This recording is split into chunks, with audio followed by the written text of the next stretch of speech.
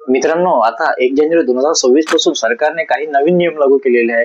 तर मित्रांनो, यामध्ये तुम्हाला मी सांगणार आहे की काय बदलणार आहे आणि काय स्वस्त होणार आहे, काय महागणार आहे आणि शेतकऱ्यांना काय फायदा होणार आहे आणि जे नोकरीवर आहे त्यांना काय फायदा होणार आहे आणि जे व्यावसायिक आहे त्यांना काय फायदा होणार आहे, याची संपूर्ण माहिती ह्या व्हिडिओमध्ये सांगणार आहे. मित्रांनो, व्हिडिओ शेवटपर्यंत बघा.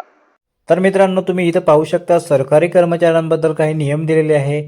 सर्वात आधी 8वा वेतन आयोग 1 जानेवारीपासून लागू होण्याची शक्यता आहे. त्यानंतर महागाई भत्ता वाढवण्याची अपेक्षा आहे. त्यानंतर केंद्रासह काही राज्यात किमान वेतन वाढू शकते.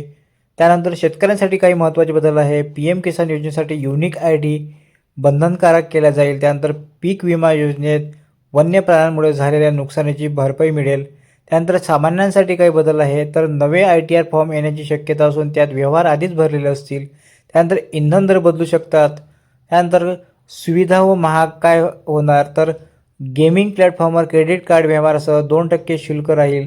त्यानंतर डिजिटल पेमेंटचे जे नियम आहे ते कडक होतील आणि थर्ड पार्टी ॲप्सवरून 5,000पेक्षा जास्त रक्कम पाठवल्यास 1% शुल्क लागेल. त्यानंतर आणखी काही याच्यामध्ये बदल होऊ शकते मित्रांनो. तर बँकिंगमध्ये काय बदल आहे ते बघा. त्यानंतर क्रेडिट स्कोअर 15 दिवसाच्या ऐवजी दर आठवड्याला अपडेट केला जाईल. त्यामुळे कर्जदारांची फायनान्स हिस्ट्री अधिक अचूक दिसणार आहे. त्यानंतर पॅन आधार लिंक करणे 1 जानेवारीपासून अनिवार्य असेल आणि लिंक न केल्यास बँकिंग व सरकारी सेवा बंद होण्याची शक्यता राहील. तर मित्रांनो, हे काही जे होते ते बँकिंगबद्दल होते.